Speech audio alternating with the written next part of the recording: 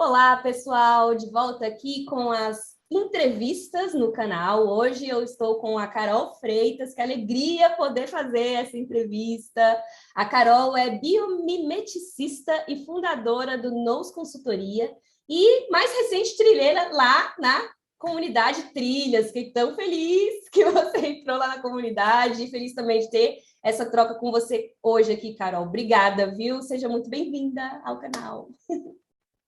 Imagina, Gabi, eu que agradeço.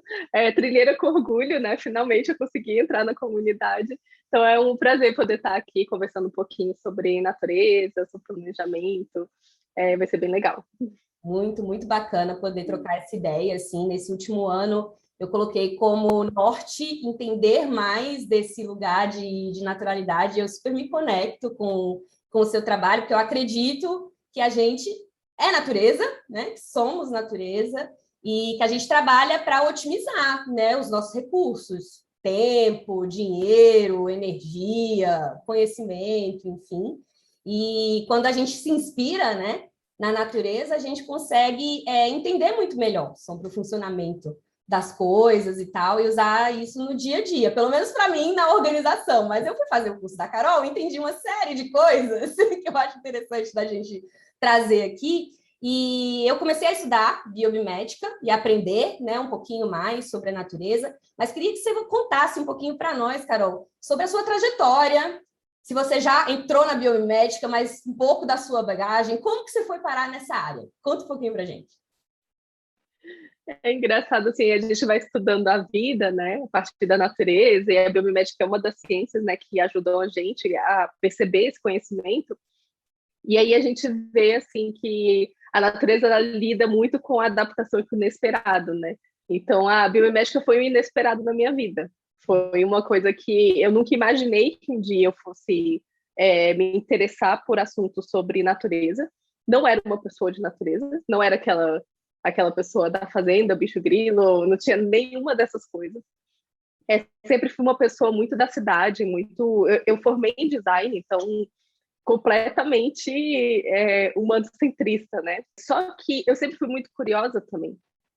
E aí eu comecei a ver que o design, né? O design me encantava muito porque era uma forma de melhorar a vida das pessoas. Foi assim que eu aprendi design, né? E só que tinha um limite, tinha uma hora assim que a gente não conseguia mais ajudar, porque parece que tinha um limite criativo mesmo, assim, dentro do que a gente chama de mundo humano, né? Que eu não acredito que tenha exatamente essa separação, mas a época para mim era isso, assim, tinha uma limitação. E aí eu falei, vou estudar inovação para eu ver como que a gente pode otimizar esses processos e fazer design melhores, né, para as pessoas. E aí nessa de procurar pela inovação, eu descobri a biomimética, né, que era isso era 2013, se eu não me engano. Então era uma tendência muito nova que estava pegando carona ali com design thinking, né? Que também estava chegando e estava começando a bombar. E aí era uma coisa assim, inspirado na natureza, né? A natureza ela tem resposta para problemas que as pessoas não sabem resolver. Aí aquilo me despertou muita curiosidade, porque eu falei assim, eu sou esse humano que não consegue resolver mais problemas, né? Então eu parei e eu me vi, assim, eu falei, eu sou essa humana que está aqui tentando resolver vários problemas, que quer construir alguma coisa mais legal, mais interessante, mas não sabe por onde começar, tá amarrada ali nas limitações desse sistema. Eu falei, quer saber? Eu vou dar uma chance. Vou assistir uma aula e vou ver como é que é, né? E aí foi um caminho sem volta, né? Depois que eu tive o primeiro contato, que eu fui entendendo que natureza é uma resposta da vida, que várias coisas que a gente entende como sendo irracional e não inteligentes são extremamente inteligentes. As conexões entre os seres vivos são muito profundas, tem ensinamentos que vão até além da parte estratégica do que a gente pode aprender para transformar isso num conhecimento, assim, num conhecimento que a gente possa trazer para os produtos, para serviços, entram na nossa vida mesmo, isso é uma base filosófica de reflexão e de mudança de parâmetros sobre como a gente vê o mundo, né? Então vai muito além assim da coisa que a gente pode fazer, vai para o humano que a gente pode ser no futuro, né? Então, isso me pegou. E aí, até hoje, eu estou nessa vertente, venho estudando. Ainda faço muita coisa em design, ainda tenho... Eu tenho essa duplicidade em mim, então eu sou muito apaixonada pelos processos da natureza, mas eu também sou muito apaixonada pela forma que o ser humano se manifesta, né? Então eu vivo essa dualidade, né? O design ele fica ali no meio, né? Olhando para os dois, assim, que na verdade nunca foram separados, né? Essa divisão foi só uma coisa didática, eu acho que fizeram nesse século e pegou por algum motivo. Mas eu fico vivendo sempre assim, olhando para esses dois, para essas duas esferas, né, de conhecimento que me encantam muito. Que legal. E hoje em dia, no seu trabalho, você provavelmente usa muito do design thinking, né? Quando está buscando essas soluções aí, né? Para os seus diversos clientes. Sim, sim. Bastante do design thinking e bastante do biomimicry thinking, né? Que é o processo de design thinking voltado para a natureza, né? Com os ingredientes de natureza, né? Que a gente coloca. Os processos são bem parecidos, assim. Mas o pensamento de design, ele não só é uma coisa que eu atuo, que eu apoio as pessoas a desenvolverem, mas é uma coisa do dia a dia, assim. Eu acho que eu não me vejo sendo outra coisa que não designer, assim, hoje. Né? Quando eu olho, eu falo, não, eu tinha que ser designer mesmo, porque é muito interessante a gente ter esse olhar de que a gente pode melhorar as coisas, que as coisas podem dar mais um passo, né? E isso é uma coisa sem fim, né? O trabalho de design, ele não acaba. Quando você termina, quando você fala assim, olha, a gente conseguiu melhorar isso daqui, então, tem uma outra dor que está acontecendo com esse usuário que é essa, então vamos melhorar mais. Vamos. Isso para mim, particularmente, uma coisa que me encanta muito, essa coisa de não ter fim, né? Porque a natureza é assim, a natureza ela não tem um resultado, não tem uma hora que a gente fala assim, então o resultado foi esse. Era um processo contínuo, né? Acabou, e o design é um processo contínuo também, então eu vejo muita aderência, assim, nos dois. Então, eu aplico muito o design thinking, o biomimicry thinking, às vezes misturo tudo, às vezes vou mexendo de acordo com cada necessidade mesmo. Não, eu entendo super, assim, a combinação, porque na hora que a gente começa a estudar os assuntos, você fala, nossa, é isso, assim, como que a gente pode usar mesmo as ideias, tanto do design quanto da biomimética, para o nosso dia a dia mesmo no individual, né? Eu gosto muito dessa ideia de que a gente, do que funciona, o que funciona com a natureza pode também funcionar em instituições e no seu fluxo, e fica na cabeça assim, a gente deve copiar a natureza? No quê? Por quê? O que é interessante de olhar? O que você acha? Bem legal essa pergunta, porque, na verdade, não existe uma separação, né, entre o nosso mundo e o mundo natural. Essa questão de que a gente vive um mundo artificial, de que a cidade é um mundo separado do mundo natural, isso foi um pacto humano. A gente estabeleceu isso. A gente não estabeleceu isso com o resto do planeta e nem fez um acordo com a natureza e com a vida de que dentro das cidades outros seres vivos não poderiam operar e não poderiam responder. Então, assim, para entender isso melhor, a gente precisa primeiro quebrar um paradigma de que achar que natureza é floresta, é aquele meio verde que a gente vê. Né? A natureza, na biomimética, a gente fala que ela é uma resposta da vida. Então, a vida, ela vai se manifestar, né? Ela tem uma tendência à manifestação que a gente não sabe por quê, então nem vou entrar nessa conversa, isso aí deixa para o pessoal lá da filosofia, todo mundo tentando achar essa resposta, desde filósofos religiosos até a NASA. E até hoje ninguém entendeu o porquê, mas a vida ela tem essa tendência a se manifestar. E quando ela se manifesta, ela vai criando estratégias. E essas estratégias se manifestam na forma de natureza. Então, a natureza ela é um reflexo desse pulso. Né? Então, tudo que a gente vê formal de natureza, assim, uma árvore, um cachorrinho, uma pessoa, né? Tudo que vem desse pulso, ele vem desse pulso, né, da vida, ele vem dessa necessidade de se manifestar. Né? Então, a cidade ela surge depois que esse conjuntão existe. Então, quando a gente criou as cidades, que foi aí há 100, 200 anos que teve esse crescimento enorme de cidades, né? A gente já tinha pelo menos 3 bilhões de anos de vida no planeta. E um planeta de 4 bilhões, 4,5 bilhões de anos. Então, teve muita, entre aspas, natureza até chegar ao elemento de cidade. Então, a cidade para a natureza, o mundo artificial que a gente chama, ele é um contexto, assim como uma floresta é um contexto para os seres vivos. Tanto que tem um livro super legal que fala quando Darwin vai à cidade, que mostra já algumas espécies de corvos, de mosquitos, de mariposas que evoluíram para se adaptar ao ambiente de cidade. Então, elas evoluem para se adaptar até estações de metrô específicas. Os mosquitos moram em estações de metrô específicas e evoluíram para estar lá. Né? Então, quando a gente olha para esse sistema e pensa nisso quanto sistema, é quase impossível a gente não entender que o que a gente realiza hoje e toda essa possibilidade que a gente tem de conseguir realizar as nossas coisas é porque tem uma ancestralidade na natureza. Tá? A gente está contido nesse sistema. E ignorar isso é quase como ignorar, por exemplo, que as forças de fenômenos naturais não afetam a gente. Assim. Eu falo para as pessoas assim, a natureza não me afeta. Tá bom, acorda sem gravidade então amanhã. Dorme e fala assim, natureza não me afeta, eu não quero ser sujeito à gravidade. Mantenha o seu humor indiferente às oscilações térmicas que acontecem.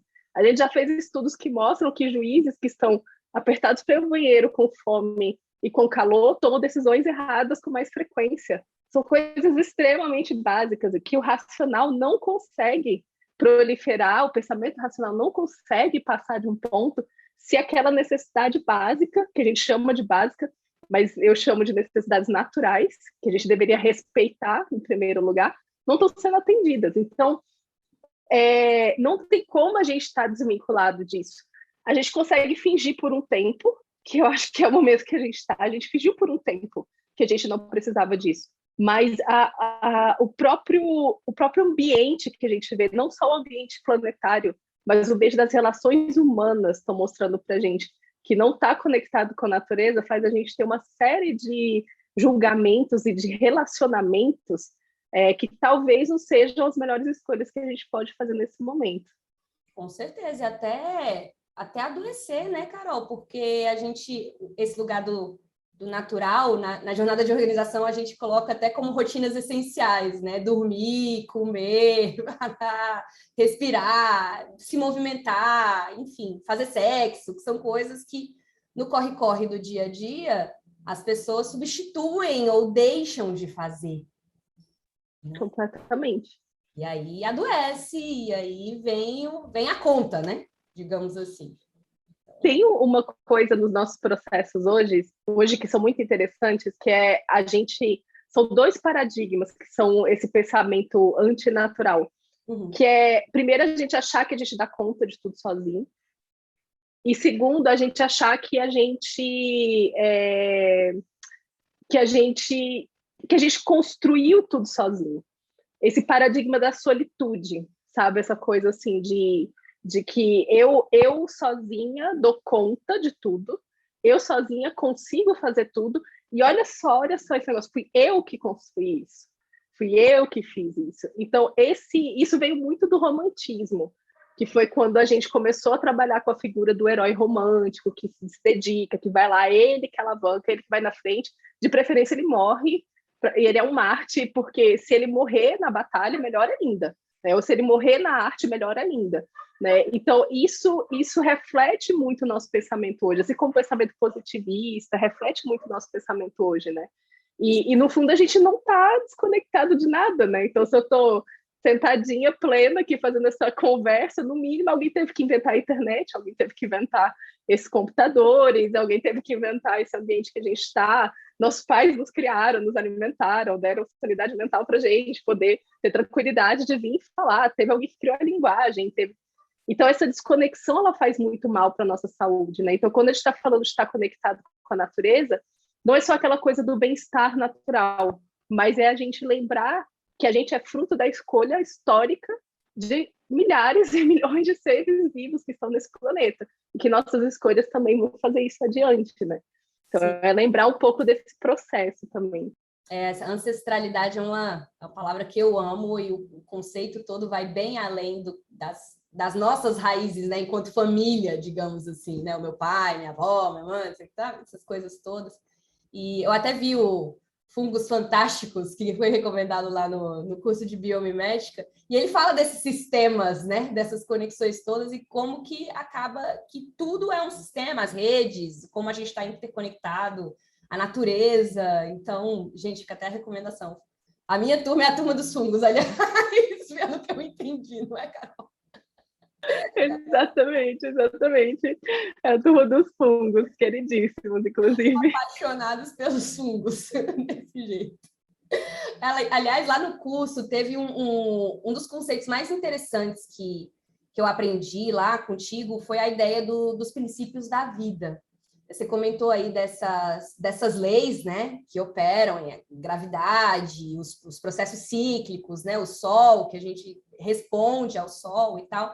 O que, assim, em resumo, porque eu sei que são várias coisas desse assunto, mas o que seriam esses princípios da vida? Conta para nós. Os princípios da vida, eles são uma leitura científica, biológica, né, de como a vida opera no planeta, né? Então, como a gente estava conversando antes, é muito difícil entender por que ela se manifesta e exatamente o que é vida, né? Mas a gente já viu que existem alguns padrões, que os seres vivos eles têm padrões de manifestação. Eles ou se comportam da mesma forma, ou eles vão ter elementos físicos semelhantes, né, que vão ser entre outros seres vivos, porque funcionam muito bem em resposta ao nosso contexto, né, ao nosso planeta. Então, Princípios da Vida é uma compilação, né, em 36 princípios, de como que essa vida opera, né? E no centro dela tem a frase, né, que é uma frase lembrete, né, sobre por que a natureza existe, que a vida cria condições que propiciam vida. Então, os elementos vivos, eles não só geram vida, né, mas eles também criam as condições para que a vida se mantenha, para que a vida prospere. Né? A gente fala assim que sucesso na vida é um ser vivo prosperar.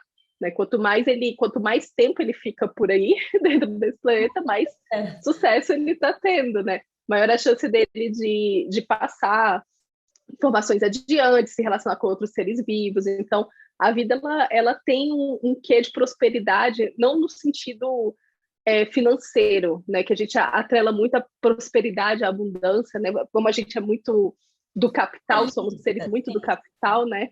A gente atrela isso muito à questão de recurso, né? A dinheiro.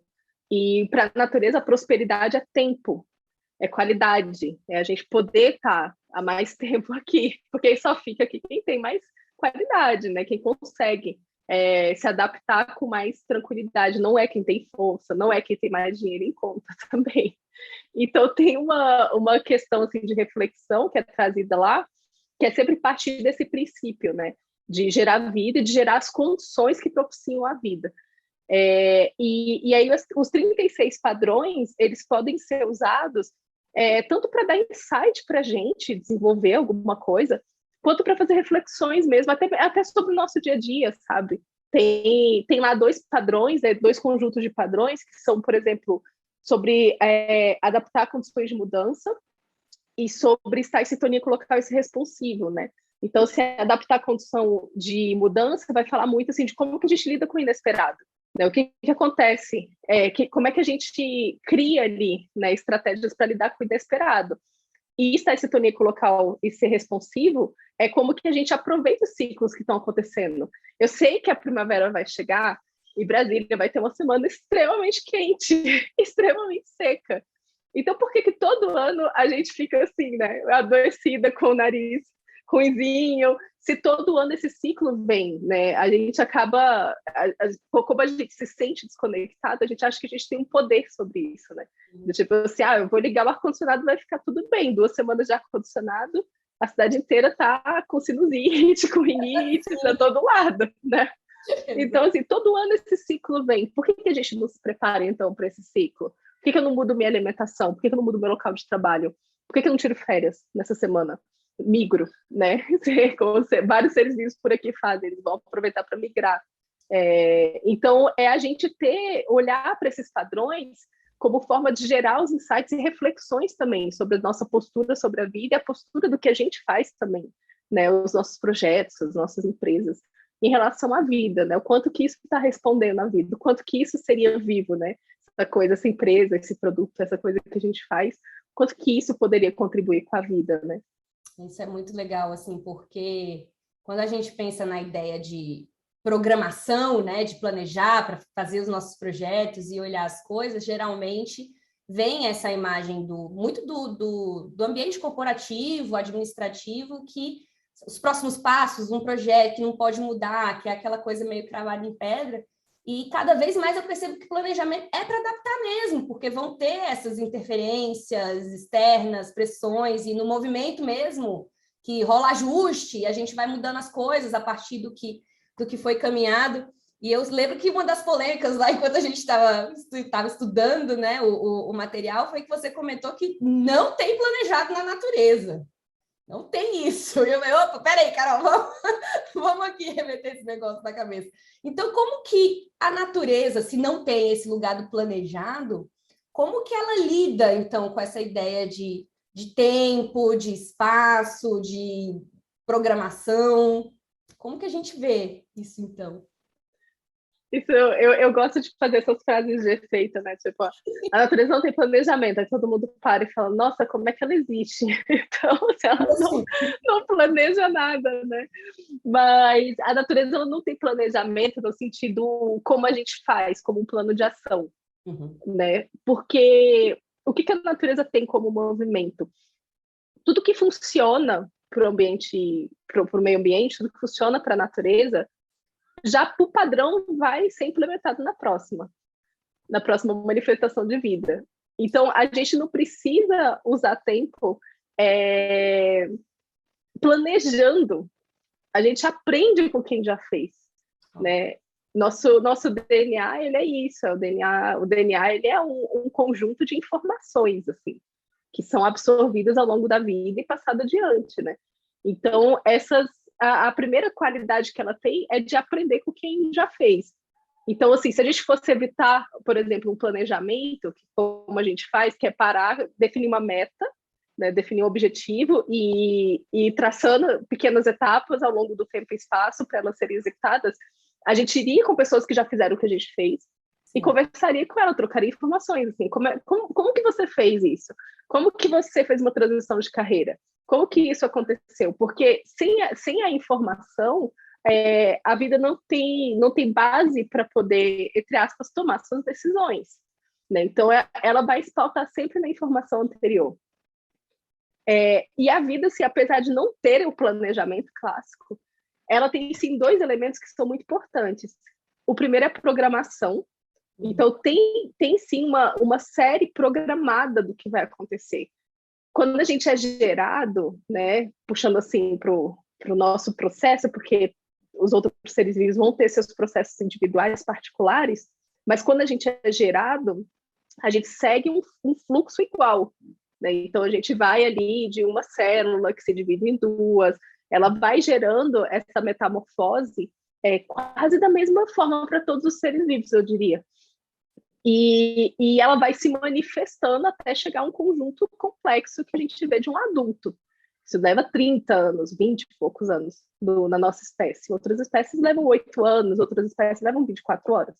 Então, cada uma vai ter ali seu frame de tempo. Então, essa programação, ela já vem organizada, mas ela não é estática.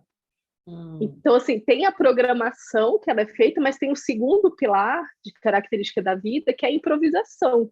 Que é assim, olha, o que estava programado era isso. Mas a gente não pode prever o futuro. Não existe futuro na natureza. Essa alegoria, isso é muito humano, eu diria assim, humano ocidental. Porque se a gente for para as comunidades originárias, não tem esse papo de futuro lá. Tem o papo do presente. Né? Então, se agora não está dando certo, não tem futuro. Não tem essa de joga para frente lá, a gente resolve. Que é como a gente trata as coisas. Então, a improvisação era, olha só, como tudo na vida, a gente não contava que ia acontecer tal coisa. Então, o que a gente pode fazer? Esse conjunto programável, ele é aberto para improvisação, ele não é um conjunto fechado, porque senão a gente não teria adaptabilidade. Qualquer coisa que saísse fora do script, o plano iria por água abaixo. Então, a gente deixaria de manifestar a vida, em outras palavras, né? Então, a improvisação, ela é parte desse processo também. junto com uma série de outras características, né, da vida. Mas a programação é uma programação aberta, é uma programação que permite mudança. Não só permite, como ela espera a mudança, porque ela sabe que a mudança vai acontecer. Sim. E isso é uma ilusão tão grande para a gente, porque a gente planeja contando que o mundo inteiro, o universo, eu diria, né, vai estar a nosso favor, assim, tudo vai acontecer a nosso favor. E aí, quando uma coisa não sai como a gente quer, a gente deveria olhar para o universo e falar assim, poxa, a rotação da Terra, como você pode errar dessa vez? Porque é um pouco assim que a gente se sente, né? Eu, pelo menos, me sinto muito assim, quando, poxa, mas como assim? Não seguiram o meu planejamento? Estava tão bem planejado? Mas ninguém precisa seguir o seu planejamento, né? Então, quando a gente faz uma analogia com a vida, a gente está falando de programar, principalmente as etapas mais importantes, mas abrir para a improvisação, abrir para quando a mudança chegar, porque ela vai chegar, né? E o ponto é essa adaptabilidade, né? Porque a gente não sabe como vai chegar, tá aí o exemplo da pandemia, que mudou o fluxo de todo mundo, o ambiente de trabalho, a forma que a gente se relaciona, a forma que a gente lida com as coisas. E aí, teve que adaptar. Não tem outro jeito. Teve que adaptar. E a gente é bom em adaptar. O ser humano, ele é muito bom em adaptar. Assim, a gente tem uma capacidade de fazer isso em escala. Apesar de tudo. Apesar de tudo que a gente vê. E eu gosto de dizer também assim, que a gente é muito criterioso nas nossas formas de adaptação também. Mas a gente é muito bom em adaptar. Só que os nossos sistemas não são. As nossas criações não são. Mas a gente, quanto espécie, a gente é muito bom em adaptar. E eu acho que ainda tem um ponto aí dos apegos que ficam, né? Quando você olha para a natureza, não tem essa assim, eu vou ficar pegadinha a essa folha aqui sem deixar ela cair, ou então não vai acontecer qualquer coisa. Não tem esse lugar do apego que muitas vezes a gente tem a ferramentas, ideias, projetos, sistemas, pessoas, né? Faz sentido isso, esse lugar do desapego também que a natureza tem? Eu não chamaria de apego. É engraçado isso. E isso gera uma outra reflexão, assim, do nosso momento humano ocidental, né? Humanos que vivem, brancos que vivem em cidade. Né? A maioria das vezes, quando eu falo de humano, eu estou falando desses humanos. Porque se a gente for para as comunidades originárias do Brasil e de vários lugares do mundo, o pensamento é totalmente outro. É totalmente outro. Está em outro lugar. Outro lugar. Mas para a gente que está dentro desse paradigma, o apego ele está muito atrelado ao conforto. E a gente, principalmente a gente que vive em cidade, a gente se acostuma a uma vida excessivamente confortável.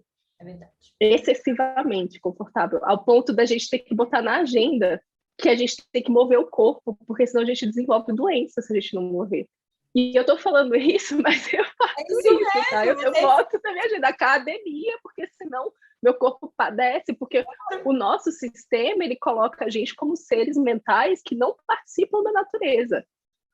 E quanto menos natureza a gente tiver, mascarando o cheiro, saindo de fora de elementos vivos, vivendo em lugares muito plastificados, retilíneos, melhor para a gente. É isso que a gente coloca como sociedade hoje. Então, é uma sociedade que ela vive um excesso de conforto.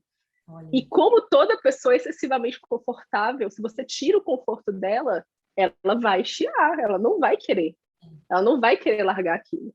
Então, e isso é uma reflexão forte para a gente, porque esse conforto ele não é só físico, ele é emocional também, ele é mental. Né? A gente vive em uma sociedade hoje onde a gente não pode confrontar mais pontos de vista, a gente não consegue. A nossa necessidade de um conforto emocional é tão grande que se alguém vai contra o meu ponto de vista, eu não consigo mais dialogar com ela. Eu preciso sair de perto, eu preciso falar assim, sai, eu não dou conta de falar com você, porque você é isso. Então, esse paradigma, assim, eu não diria que isso seria um apego, sabe? Eu acho que é uma reflexão mais profunda que isso, assim. É um apego a gente querer, a qualquer custo, de qualquer forma, manter esse conforto que a gente vive, né? Por isso, assim, na biomimética, e a gente se provoca a fazer coisas para sair um pouco. Aquela coisa da zona de conforto ela Sim. é literal. Existe uma zona de conforto e ela é muito forte, ela é muito forte. E se a gente não tem atenção a isso, é quase como imaginar isso. A árvore que precisa soltar ali a flor, né, para o fruto poder brotar, não vai soltar pétala, vai ficar, não, não, não, não, cai, não cai, por favor. Gosto de você, você é tão bonitinha e tal. Mas o fruto tem que nascer, solta essa pétala, entendeu? Existe um ciclo. E a natureza tem um respeito a esse ciclo. E isso exige, sim. Eu gosto muito de usar a metáfora do ipê aqui em Brasília. O ipê ele vai florir no momento assim que para a gente, né, mamífero, é o mais crítico. É o mais crítico, é sol a pino, 37 graus com 15% de umidade. E o ipê tá florido, a coisa mais linda do mundo. Assim. Lindos, maravilhosos. E a gente fica nessa dicotomia, né? Ah, eu vou sempre ver o ipê, você olha, meu Deus, tô derretendo, não vou sempre ver o ipê. Tirando a foto do Pelo amor, tá muito quente. ipê suando. Sai de carro, tira uma selfie do ipê e volta correndo para ar-condicionado. Então, ele vai florir no momento mais assim, complexo, né, pra gente. Esse momento mais crítico. E o que ele faz, assim, enquanto estratégia, é soltar todas as folhas para poder ter um pouco de cobertura do solo. E também as folhas decompõem, elas viram também energia, elas viram ingrediente vital para o IP.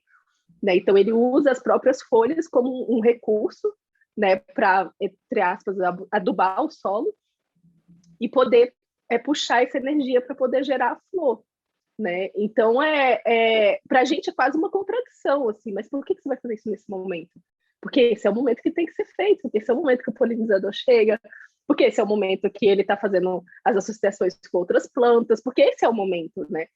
Então, a vida, assim, ela consegue equilibrar muito bem essa questão de de se adaptar ao contexto, de olhar para esse contexto, se adaptar para que as coisas aconteçam, otimizar seus processos para que isso aconteça, mas não também limitar a isso, né? Limitar, e aí vira esse excesso de conforto, né, que a gente está vivendo, e eu falo assim, e aí eu faço a minha culpa disso, assim, eu tenho uma vida confortável também, eu vivo numa cidade. Temos, sim. Estou sentada numa cadeira no escritório, então, assim, eu estou compartilhando, né, tipo, entre a gente, as reflexões que acontecem com a gente que está nesse paradigma.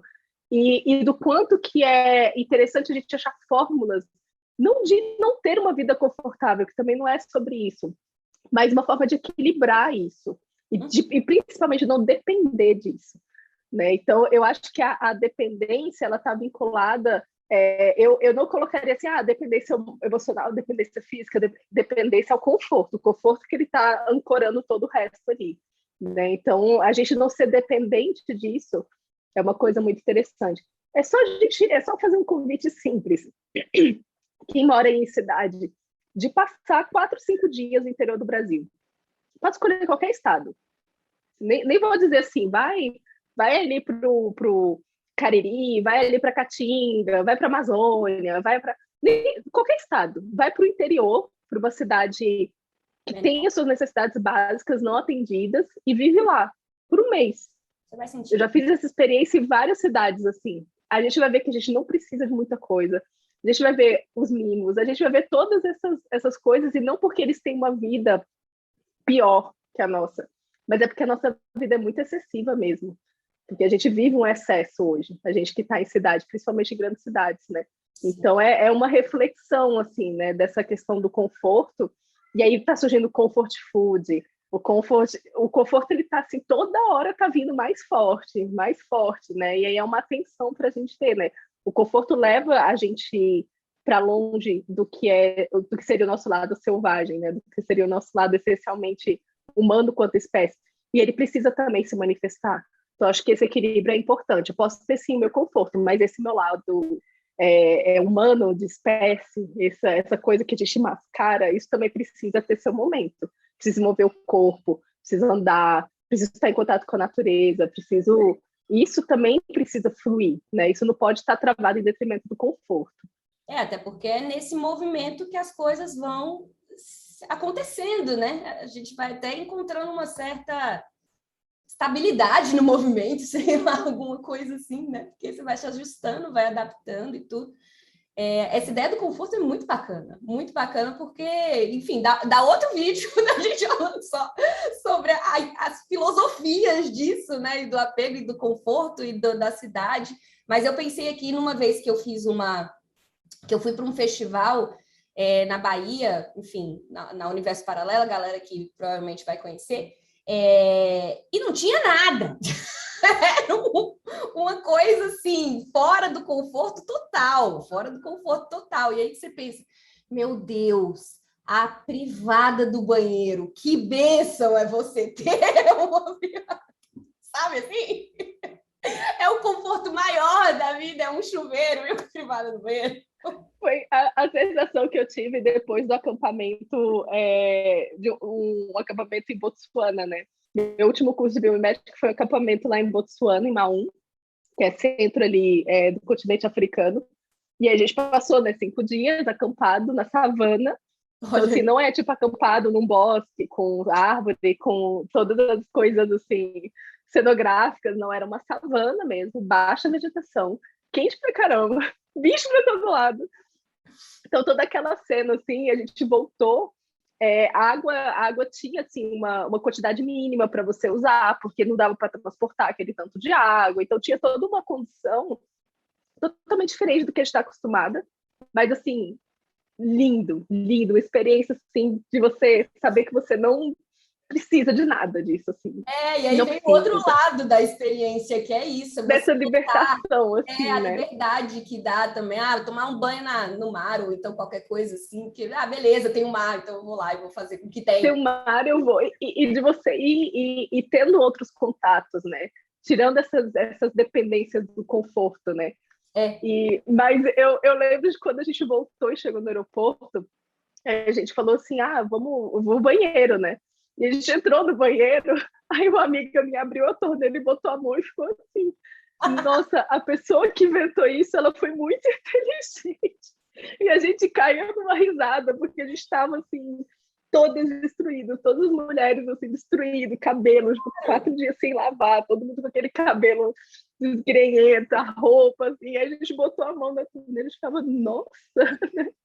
Então mesmo. Água canalizada. Tem esses dois gente. lados. Que isso! É o privilégio dos privilégios. Eu falei assim, obrigado, universo, pelo meu chuveiro, pela privada do banheiro, por tudo isso, porque olha que conforto maravilhoso. Mas é uma reflexão que dá para a gente mergulhar bastante, assim. Eu fiquei pensando aqui, lembrei de uma outra coisa que eu estava estudando durante o curso, que eu li sobre acho que era uma rã, que ela, no inverno, né, ela ficava embaixo e congelava, e ela ficava meio dura, como um gelo, assumia assim, tipo acho que era rã-madeira o nome da rã. E aí, na primavera, ela normal, né, pulava como se não tivesse nada acontecido, e no frio, ela produzia, pelo que eu me lembro, era algo como glucose, que aí impedia que o frio furasse as células dela, né? E aí, na leitura, o que os cientistas associavam é que essa possibilidade da rã estava sendo estudada como a possibilidade de se congelar órgãos para transplantes e tal, com essa camada de glucose, não sei o que. Vou ver se eu acho a leitura para colocar aqui depois na descrição aqui do vídeo para vocês. Mas eu achei super legal isso e fiquei pensando, né, como a natureza tem as manhas mesmo de lidar com situações difíceis, tá lá, o inverno brusco, uma camada que impede o frio de perfurar ali a pelinha dela, né? O que você acha que a gente pode aprender, então, com essa inteligência da natureza sobre lidar com condições extremas, situações, experiências de vida que são extremas, assim? Você comentou da viagem, né, que foi de propósito você se colocou na savana, né, digamos assim.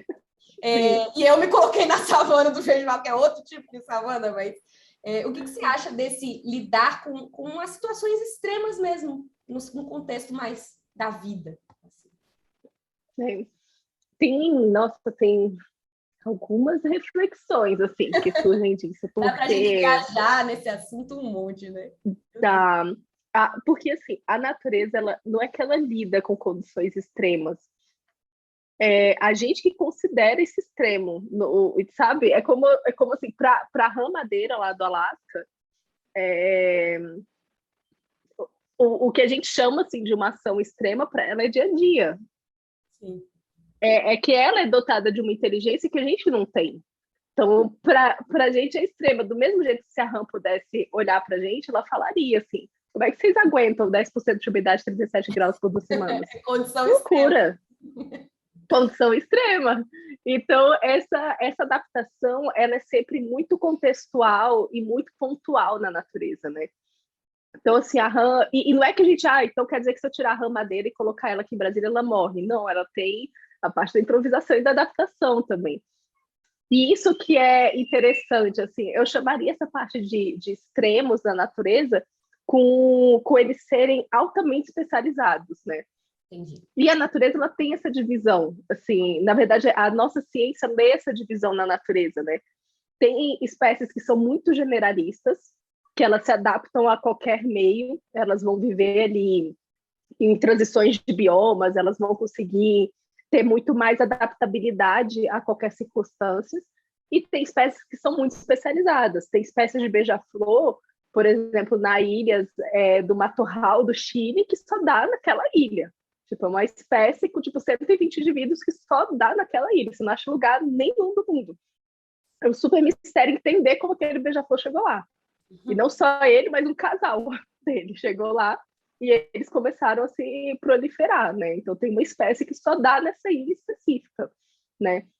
Ela é uma espécie altamente especializada, né? Então, se a gente tirar de lá, a gente tem algumas dúvidas de como seria a adaptação dela em outros lugares, porque ela sempre existiu naquele lugar, né? A nossa história, assim, o que a gente captou é que ela sempre esteve naquela ilha, né? Então, assim, essa fluidez na natureza que permite com que a diversidade de espécies se adapte, né? E isso é uma outra mágica da natureza. Não tem, aliás, não tem. Eu ia falar assim, não tem um ser vivo que se adapta a tudo, mas tem, que é o tardigrado. Ele se adapta a tudo mesmo. A gente acha ele em vulcão e acha ele congelado. Olha, Ele se adapta a tudo, assim, todo local identificado tinha um tardigrado lá, vivendo. E em inglês eles chamam de urso alguma coisa, porque ele tem uma carinha assim, parece urso, ele é microscópico, ele é bem pequenininho. Então, assim, ele vai ter essa adaptabilidade, ele é um excelente generalista, eu diria assim. Então, tem essa variedade de manifestações da vida que garante que a gente consiga encontrar espécies fazendo coisas em lugares inesperados, em lugares que a gente entende como extremos. Mas, no fundo, elas são muito especializadas naquele lugar. Elas são muito especializadas, elas têm um conhecimento, eu diria, um saber, aliás, muito pontuado para aquele espaço, né? E muito pontuado para as relações que acontecem ali. Então, isso é interessante para a gente refletir. Primeiro, assim, que espécie que eu sou? Sou uma espécie altamente especializada? Ou eu sou uma espécie mais generalista? Seres humanos, via de regra, a gente é mais generalista. Isso é o que a nossa espécie coloca. A gente se adapta a diversos meios diferentes. A gente tem uma relação alimentar extremamente variada. A gente não depende de um ser exclusivo para a gente poder viver, né? Então, a gente é onívoro, a gente come o que aparece, a gente tem uma variação muito grande. A gente tem uma variação de relações muito grandes também. A gente não depende de um parceiro só na nossa vida. A gente tem relações emocionais que vêm dos outros membros do bando, né? Que é típico isso de mamíferos, né? De desenvolver essas relações de confiança. Então, a gente, via de regra, quanto espécie, é mais generalista. Mas tem alguns humanos que eles são muito especializados. Sim. Doutores, por exemplo. Sim. Eles são extremamente especializados. Só que quando a gente fica especializado, é um pouco de perceber isso, que eu vou para o meu extremo, eu vou aprender a lidar com aquele conhecimento num nível muito profundo, mas isso vai fazer com que eu não consiga navegar aqui nessa generalidade, né? E é isso que é bonito, assim, dos ecossistemas humanos, porque a gente se combina. Então, eu que sou designer, sou o ápice do generalista, o designer é um ser extremamente generalista, extremamente. A gente lida com tudo. É verdade. Mas eu sei pensar a pessoa, sei assim, beleza, a gente vai falar sobre ali um elemento de uma indústria tal, extremamente específico, vou chamar o fulano que é doutor para uma conversa. Então a gente sabe intercambiar isso, né? Então eu diria assim que o extremo, na verdade, lidar com o extremo é a gente confiar que existem pessoas muito especializadas que podem trocar esse conhecimento com a gente. Então, essa sensação de extremo provavelmente deve acontecer ou com esse ser humano bem especialista que está no mundo generalista e ele não está conseguindo navegar. Então, vai conversar com alguém generalista, vai conversar com alguém que vive assim. Ou do contrário, né? De colocar a gente lá no Alasca e olhar para a ramadeira e falar, meu Deus, como você faz isso? Não, então, não vai ter como você virar uma ramadeira, assim, mas né, a gente pode trocar umas ideias. Isso que é bom a gente estar em comunidade, né, para aprender com essas diversas formas, assim, porque somos seres diferentes, especialidades diferentes. Isso me colocou para pensar aqui agora na forma mesmo que a gente usa o nosso tempo, né? Porque você vai se especializar em alguma coisa, você vai direcionar muito do seu tempo para aquela coisa, e aí, de repente, às vezes deixa outras coisas em segundo plano. E aí você falou, né, da ideia da natureza trabalhar com a improvisação, com a programação e tal, e isso já direciona um pouquinho do nosso tempo. Olhando para a organização, assim, né? É inverno, então eu vou dormir um pouco mais, é verão, vou dormir um pouco menos. Eu lembro quando eu morava nos Estados Unidos no frio, eu tinha depressão sazonal, então tinha que cuidar para não cair em estados emocionais, porque pega mesmo, é o tal do winter blues, né? E aí eu passei a me organizar super olhando para isso. No verão eu durmo menos, no inverno eu durmo mais, isso impacta nas minhas rotinas. Isso faz sentido para a gente, assim, de aproveitar esses insights que a natureza traz para organizar a nossa agenda, nosso tempo, nossa energia? Faz sentido isso? Completamente. Porque, assim, primeiro tem uma coisa que o nosso corpo físico foi feito para responder ao ritmo circadiano. Então, a gente libera os hormônios de acordo com o momento e com a hora do dia. Então, agora, por exemplo, acho que dá para ver ali pela janela, está anoitecendo, né? O dia está ficando mais escurinho. Então, isso tudo vem como um estímulo para o meu corpo começar a liberar hormônio para eu parar e dormir. E isso junto vem com toda uma questão de aconchego, de querer conversar. Essa é uma hora, por exemplo, 6, 7 da tarde, é uma hora que a gente quer ir falar com as pessoas sobre como foi o dia. O happy hour é isso. É uma hora que a gente quer conversar. A gente não quer trabalhar. A gente quer falar como foi, como que aconteceu. Se remonta lá as nossas fogueiras. Isso é muito ancestral nosso. E isso é o nosso corpo se preparando para parar, para celebrar o dia, para se acalmar. Se a gente for ver outros seres vivos, periquito, por exemplo, eles fazem algazarra esse horário. Sim, eles estão fazendo exatamente o mesmo movimento. Como é que foi seu dia? E aí, o que aconteceu? Chega aí, papapá. E eles vão se juntando todo, e conforme o sol baixa, eles vão se aquietando, e aí eles vão descansar, né? E aí, a noite vem, né? Que aí a gente precisa ter ápice de liberação desses hormônios, senão a gente vive em um estado de alerta contínuo, que é o famoso cortisol aí, que a gente está lutando hoje para conseguir baixar, porque os nossos estímulos visuais são muito fortes e a gente é muito estimulado pelo visual. Né? A tela, a gente é muito estimulado. Isso para a gente é um gatilho de sobrevivência. Né? A gente está assim, então ter uma luz na nossa frente engatilha, a gente já está em alerta o tempo todo. Então o nosso corpo ele precisa parar em determinado momento, senão a gente não consegue ter foco no outro dia.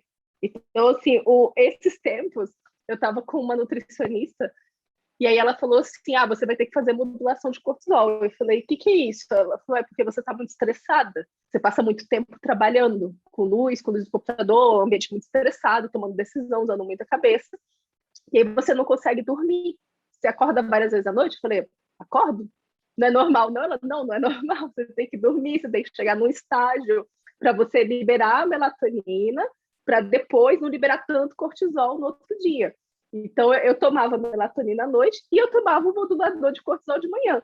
E teve uma hora que eu parei e eu falei assim, cara, eu tô tendo que tomar hoje uma suplementação para fazer o que meu corpo deveria estar fazendo. Se eu não tivesse um péssimo hábito.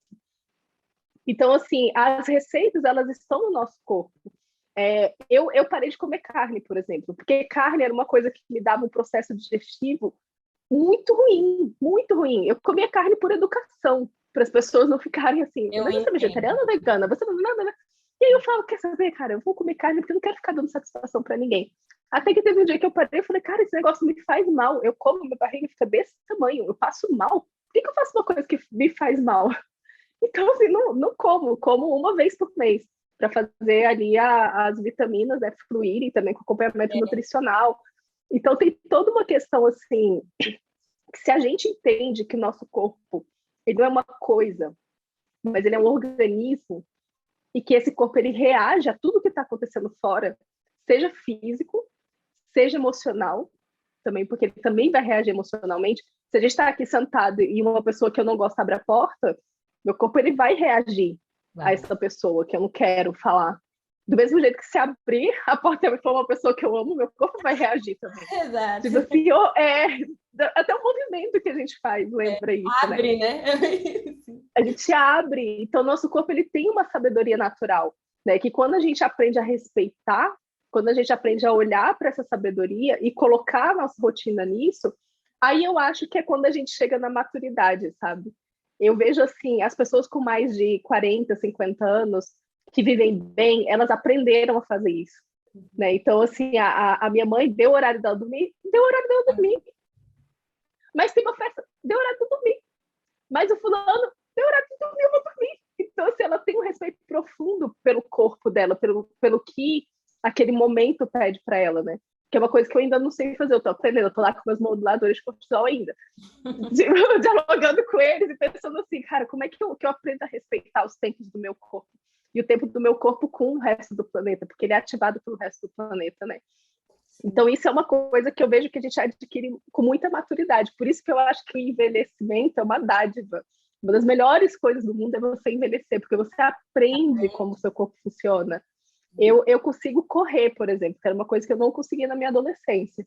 Não conseguia de jeito nenhum. Era aquela pessoa que desmaiava, vomitava, passava mal, não dava de esteira. E hoje eu consigo correr porque eu entendi como meu corpo funciona.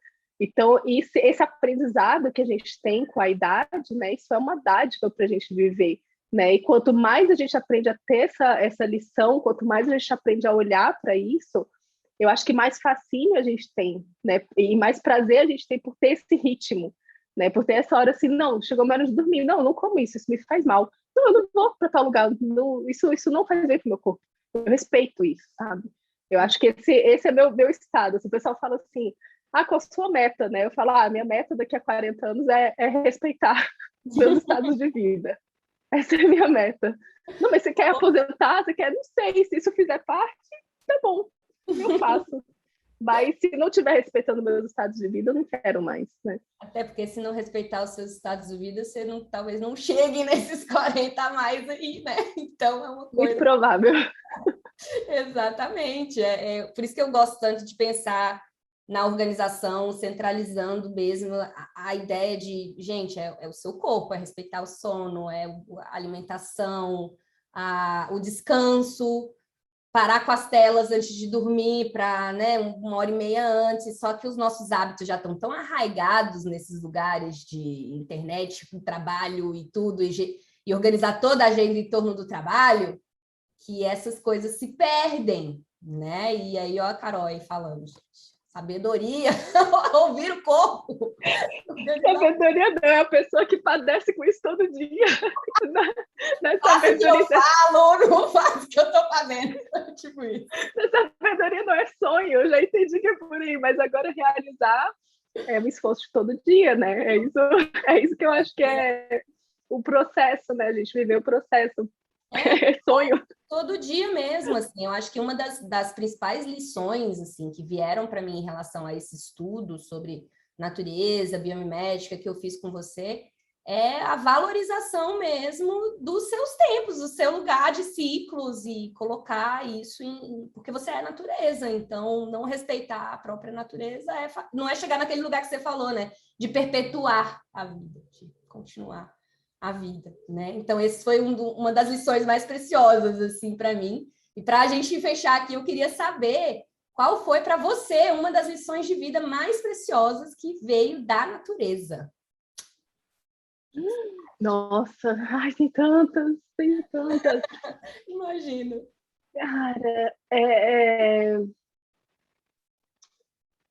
Eu acho que uma das mais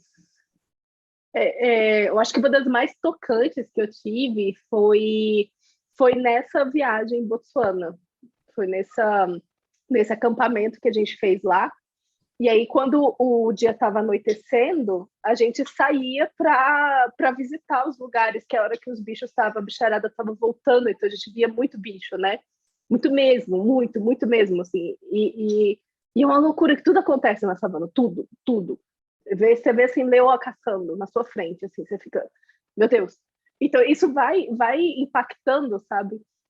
Mas teve um dia que a gente estava assim, num pôr do sol, e veio um elefante macho enorme, enorme. A gente estava naquelas caminhonetes, eu estava sentada assim no canto, e ele era quase do tamanho da caminhonete. Ele era um elefante muito grande, muito grande.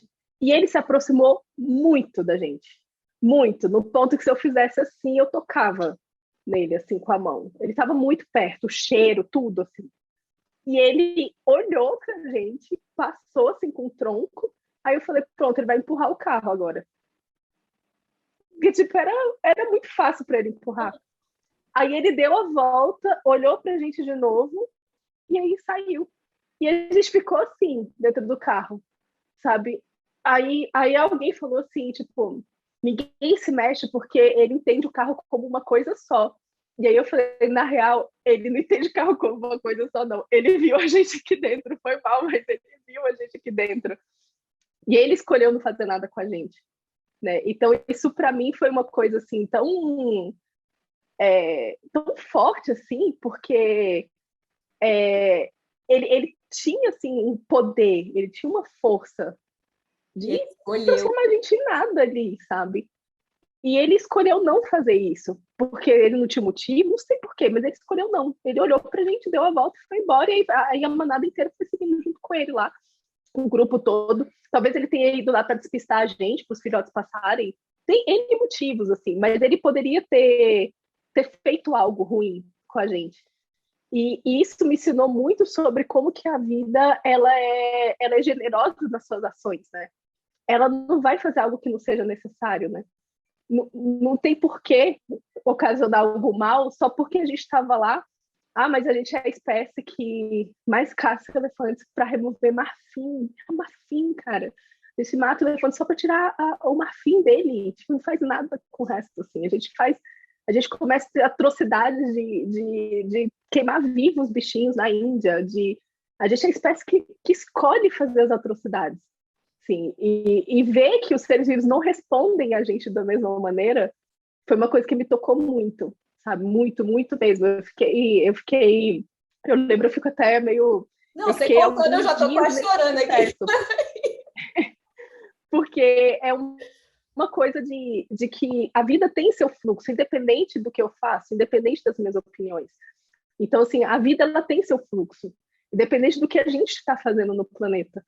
Sabe? Então isso para mim foi uma lição assim que me pegou muito, que me toca muito e que várias vezes quando me vejo assim no meio muito humanizado ocidental da cidade, aquele dia do homem branco, sabe? Tipo, trabalhei muito com o meu paletó e eu ajudei muito essa empresa a aumentar o equity share dela em 4,5%, mas isso não significa absolutamente nada, porque a vida segue seu fluxo com 4,5% de equity share ou não. Né? Então, as nossas criações elas são muito temporais, elas são muito específicas. E talvez a gente não tenha que levar elas tão a sério. Né?